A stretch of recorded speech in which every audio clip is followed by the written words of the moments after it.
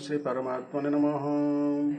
ओम वासुदेवाय नमः। ओम व्यासदेवाय नमः। ओम जगन्नाथदासाय नमः। ओम गणेशाय नमः। हे माँ सरस्वती तुम कंठरे बस, माँ कंठरे बस।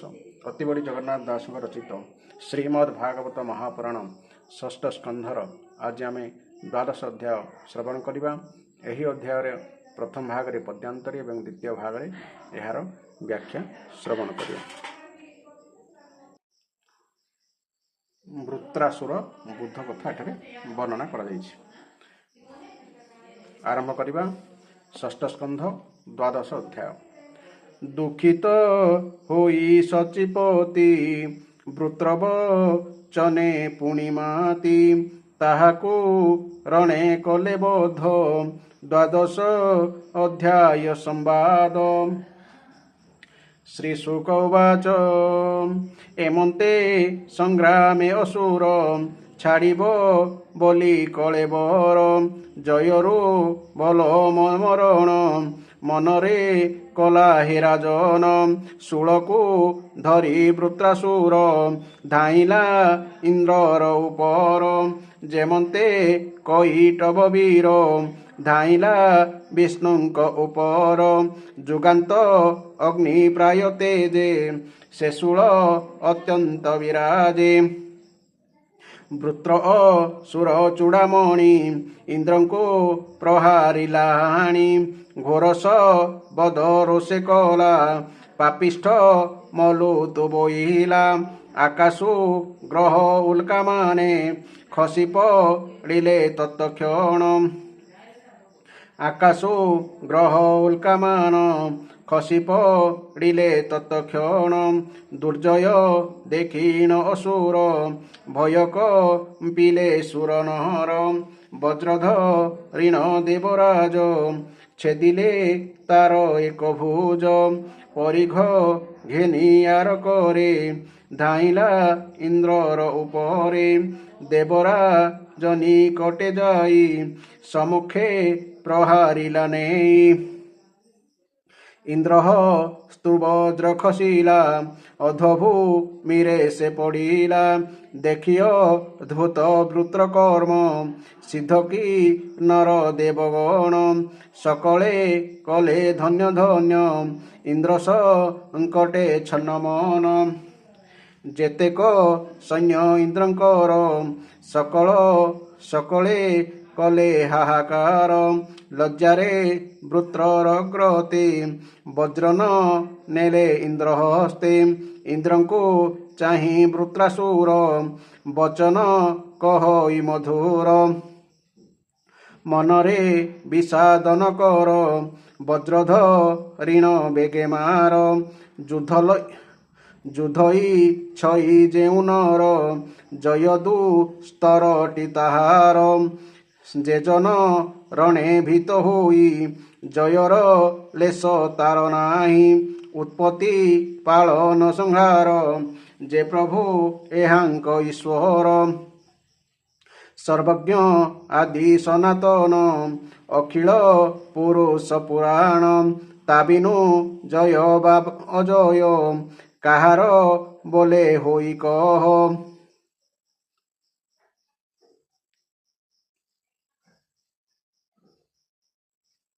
जे प्रभु अखिलर ईश्वर अखिल लोक जार बस। काल स्वरूप से ईश्वर मृत्यु रूप धर। सकल हेतु से अटई ताहाको अज्ञान जानई। काष्ठर पितुली जेसन जगत ताहार अभियान। जेमन्ते यंत्रमय मृग प्राणिता बसे महाभाग। प्रकृति पुरुष जे दुई ताबिनु जड़ प्राय होई। सृष्टिक रता अबाकेही ताबिनु जेते क अछई। सकल आत्मा रूप सेही अज्ञानी जानी बवा काहीं। ସେହି ପ୍ରାଣୀ କି ସୃଷ୍ଟି କରି ପ୍ରତିପାଳନ କୁଆଚରି ଗ୍ରାସଇ କାଳ ରୂପ ହୋଇ ଧର୍ମ ଧର୍ମ ରୂପ ସେହି ଆୟୁଷ ପଦ କୀର୍ତ୍ତି ଯେତେ ପ୍ରାଣୀର ହୁଇ ଯୁଗତେ ସେ ଯାକୁ ପ୍ରସନ୍ନ ହୋଇ ଅଷ୍ଟଇ ଐଶ୍ୱର୍ଯ୍ୟ ତାର ହୋଇ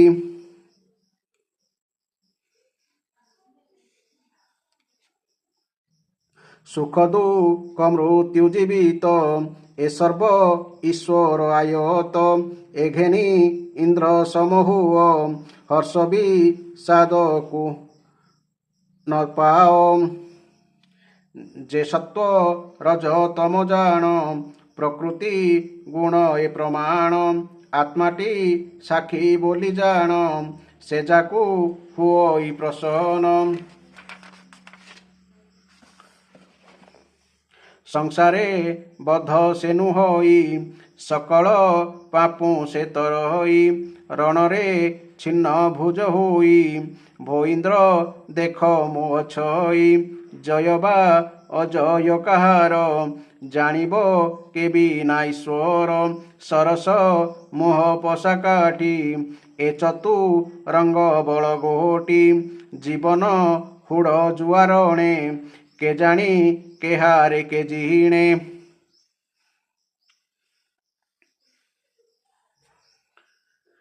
ଶ୍ରୀ ଶୁକ ଉବାଚ ଶୁଣକ ହିବା ନୃପମଣି ବୃତ୍ରର ବାକ୍ୟ ଇନ୍ଦ୍ର ଶୁଣି ବୃତ୍ରକୁ ଧନ୍ୟ ଧନ୍ୟ କରି ହସିବ ଇଲେ ବଜ୍ରଧାରୀ ଇନ୍ଦ୍ର ଉବାଚ ଓହଦା ନବ ସିଦ୍ଧ ତୁହି ତେଣୁ ତ ସିଦ୍ଧମତି ହୋଇ ସକଳ ଆତ୍ମାର ଈଶ୍ୱର ଭଜିଲୁ ଚରଣ ତାଙ୍କର ଜଗମୋହିନୀ ବିଷ୍ଣୁ ମାୟା ଦାନବ ଛେଦିଲୁ ତୁ ତାହା ଅସୁର ଭାବ କରି ଦୂର କଲୁ ତୁ ସ୍ୱର୍ଲୋକ ଆଚାର ଓହୋ ଆଶ୍ଚର୍ଯ୍ୟ ବଡ଼ ମୋର ସ୍ୱଭାବେ ରଜଗୁଣ ତୋର ଅଖିଳ ବ୍ରହ୍ମାଣ୍ଡର ପତି ତାତହିଁ ତୋର ଦୃଢ଼ ମତି ପରମ ବ୍ରହ୍ମ ହରି ଯେହି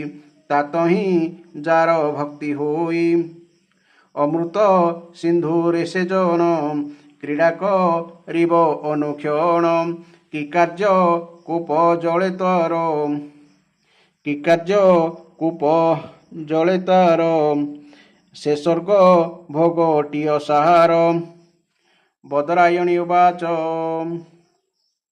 ଅନ୍ୟନ୍ୟ ଧର୍ମକୁ କହିଲେ ପୁଣି ହିଁ ଯୁଦ୍ଧ ଆରମ୍ଭିଲେ ଅଶ୍ରାନ୍ତ ବୀର ଦୁଇ ଜଣ କରିଲା ଗିଲେ ଘର ରଣ ବୃତ୍ରପ ରିଘ କରେ ଲଇ ଇନ୍ଦ୍ରଙ୍କୁ ପ୍ରହାରିଲା ଧାଇଁ ପରିଘ ଘେନି ବାମ କରେ ଶବଦ କଲା ମହାଘରେ କରବ ରିଘ ଏକାବେଳେ ଇନ୍ଦ୍ର ଛେ ଦିଲେ ଅବହେଳେ ବୃତ୍ରର ଗଲା ଦୁଇ କର ରକତେ ହୋଏ ଜର ଜର ପକ୍ଷ ଛିଡ଼ନ୍ତେ ବଜ୍ରାଘାତେ ଯେସନେ ଦିଶନ୍ତି ପର୍ବତେ ଆୟୁଧ ଭୁଜ ଯହୁଁ ଗଲା ସେ ବୃତ୍ର ମହାକ୍ରୋଧ କଲା ଅଧର ଚାପି କ୍ରୋଧ ଭର ଶରୀର ବିସ୍ତାରେ ଅସୁର ଅଧର ହନୁ ତା ଭୂମିରେ ଉପର ହନୁ ତା ସ୍ୱର୍ଗରେ ଆକାଶ ଗଭୀର ମୁଖରେ ଲିହଇ କଠୋର ଜିହ୍ୱାରେ କାଳର ପ୍ରାୟ ଦ୍ରଷ୍ଟମାନ ଗ୍ରାସିବ ଯେହ୍ନେ ତ୍ରିଭୁବନ ଅତ୍ୟନ୍ତ ଶରୀର ବିସ୍ତାରୀ ଧାମଇ ଯେହ୍ନେ ମହାଗିରି ପାଦେୟ ବନି କମ୍ପାଇଲା ଇନ୍ଦ୍ରର ନିକଟେ ମିଳିଲା ଇନ୍ଦ୍ରଙ୍କୁ ଗଜେନ୍ଦ୍ର ସହିତ ଗିଳିଲା ବୃତ୍ର ମହାଦୈତ୍ୟ ସ୍ୱଭାବେ ଗିଳିଲା ଅସୁର ଗଜକୁ ଯେହ୍ନେ ସର୍ପବର ଦେଖି ଇନ୍ଦ୍ରଙ୍କୁ ଗିଳିବାର ବ୍ରହ୍ମାଦି ଯେତେ ସୁର ନର ସକଳେ କଲେ ହାହାକାର ଇନ୍ଦ୍ରଙ୍କୁ ଗିଳିଲା ଅସୁର असुर उदर थाई नाशन हिले सुर साई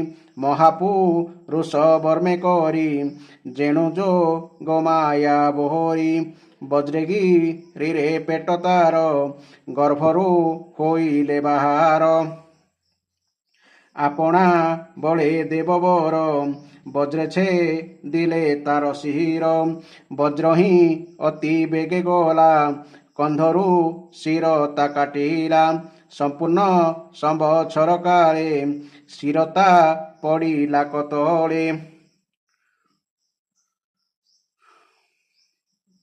हुड़ हुड़ कहले बाजी बापण लिहोई माने चाटोई आउ एटार अर्थ जे शिर ता पड़िला कतळे अर्थात इंद्रको बेगवान वज्र एक वर्ष पर वृत्रासुर मृत्यु जोग उपस्थित हेबारु चतुर्पार्श्वरु ताहार मस्तक कर्तन करी तले पकाइदेला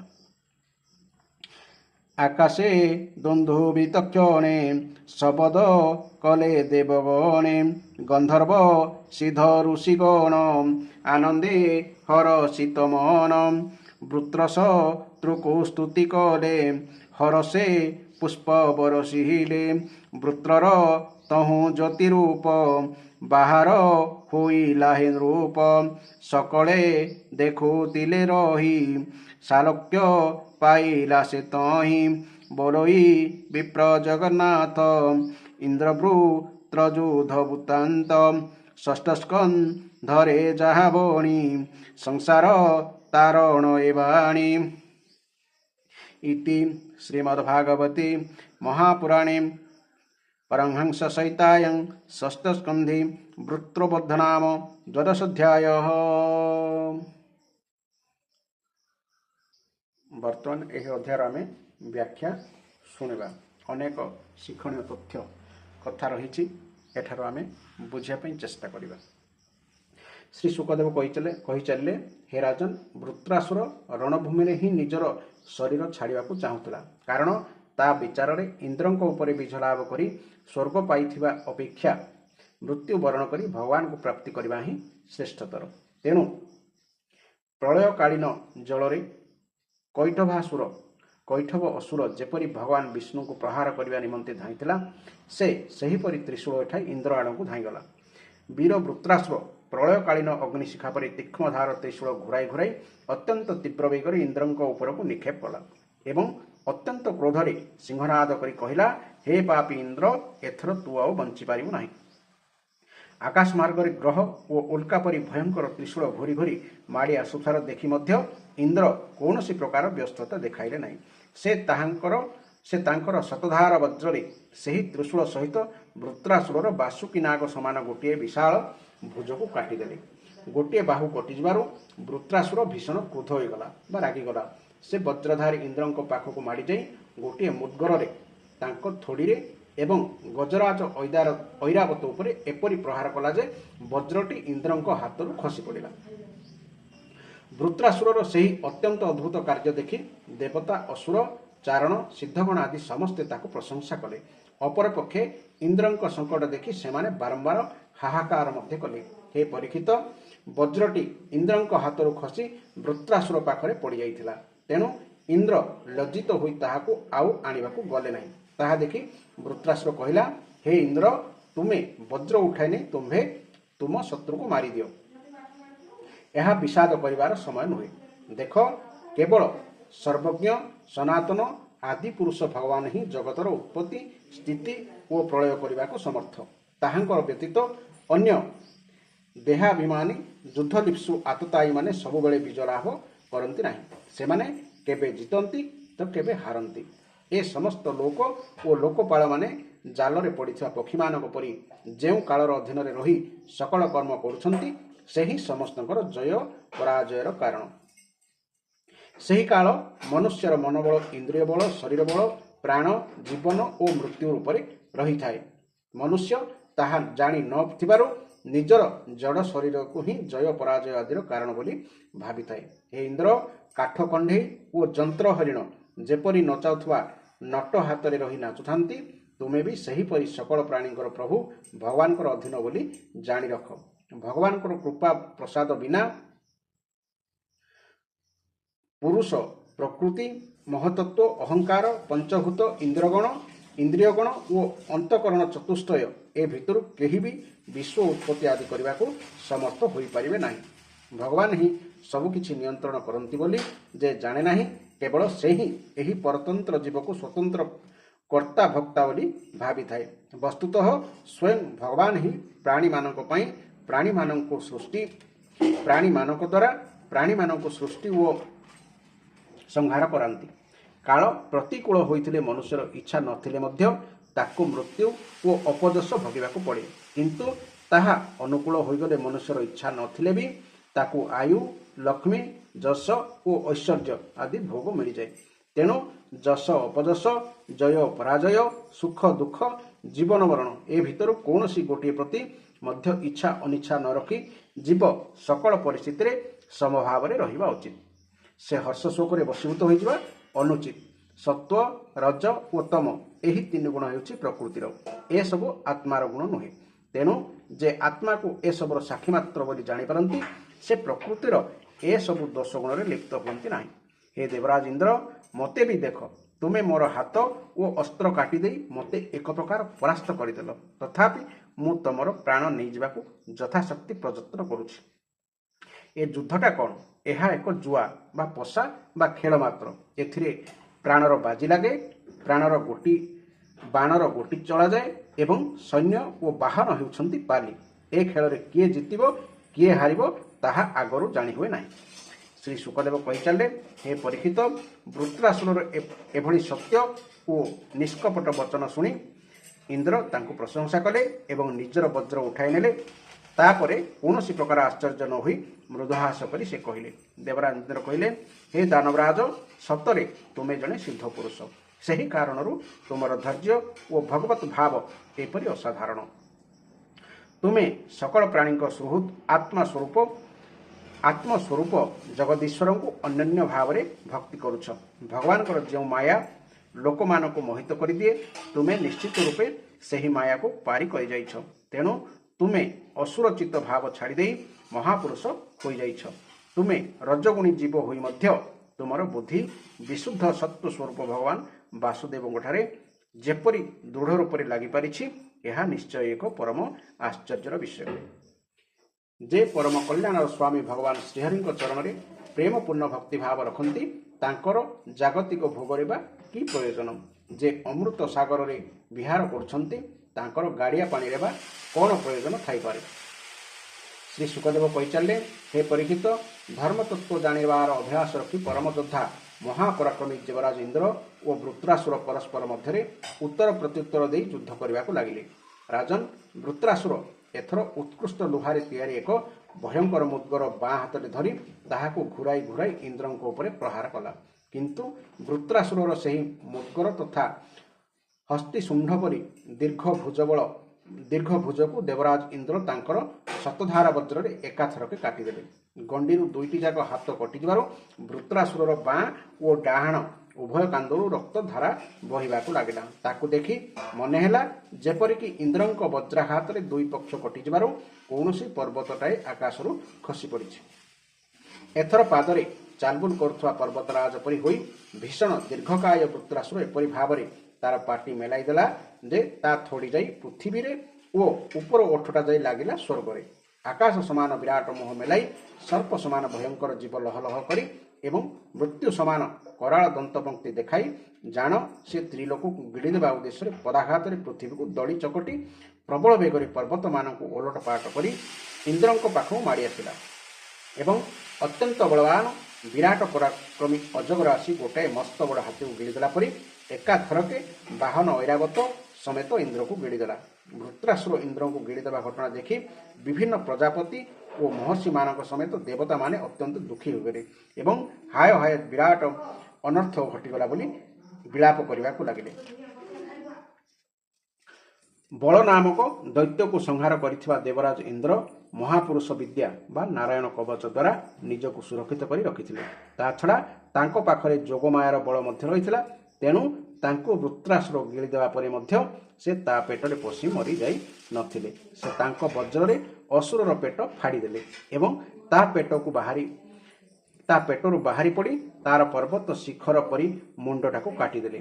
ତା ବେକଟା ଏତେ ମୋଟା ହୋଇଯାଇଥିଲା ଯେ ଉତ୍ତରାୟଣ ଓ ଦକ୍ଷିଣାୟଣ ରୂପ ଗତି ପୂର୍ଣ୍ଣ କରିବାକୁ ସୂର୍ଯ୍ୟଦେବକୁ ଯେତିକି ସମୟ ଲାଗେ ସେତିକି ଦିନରେ ଅର୍ଥାତ୍ 1 ବର୍ଷରେ ବୃତ୍ରାସୁରର ମୃତ୍ୟୁ ଯୋଗ ଉପସ୍ଥିତ ହେବାରୁ ଇନ୍ଦ୍ରଙ୍କର ସେହି ଘୂର୍ଣ୍ଣାୟମାନ ତୀବ୍ର ବେଗଶାଳୀ ବଜ୍ର ତାର ବେକଟାକୁ ସବୁପଟୁ କାଟି ତଳେ ପକାଇଦେଲା। ଯେତେବେଳେ ଆକାଶରେ ଦୁନ୍ଦୁଭି ବାଜି ଉଠିଲା ମହର୍ଷିମାନଙ୍କ ସହିତ ଗନ୍ଧର୍ବ ସିଦ୍ଧ ପ୍ରଭୃତି ବୃତ୍ରଘାତୀ ଇନ୍ଦ୍ରଙ୍କର ପରାକ୍ରମ ସୂଚାଉଥିବା ମନ୍ତ୍ରରେ ତାଙ୍କୁ ସ୍ତୁତି କଲେ ଏବଂ ଅତି ହର୍ଷ ଉଲ୍ଲାସର ସହିତ ତାଙ୍କ ଉପରେ ପୁଷ୍ପବୃଷ୍ଟି କଲେ।